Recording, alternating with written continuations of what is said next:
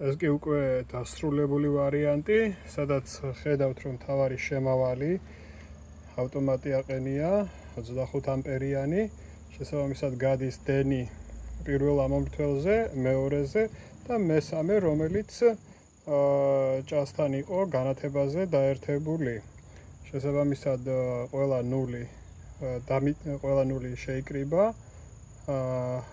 შესაბამისად თქვენც ხედავთ, რომ დამიწების პანელი არ არის გაკეთებული, იმიტომ რომ ძირითადად არის გაკეთებული განათება, როზეტი და მესამეც განათება. როზეტს რა თქმა უნდა ჭირდება დამიწების ბმული, მაგრამ ამ შემთხვევაში აქ არ არის საერთოდ დამიწება გაკეთებული და არც არის დაერთებული.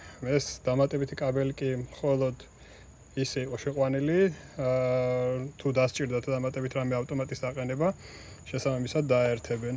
მაგრამ გაითვალისწინეთ, რომ ძირითადად გაყვანილი არის ყველაფერი 1 და 5 კვეთიანი კაბელით, რითაც დიდი დატვირთულობის მქონე აპარატურას ვერ შეაერთებენ. ძირითადად არის მხოლოდ განათება, ორი განათება და როზეტი. შესაბამისად შეიძლება კიდე მესამე განათების დაერთება, რომელზედაც არის დამატებითი კაბელი გაყვანილი.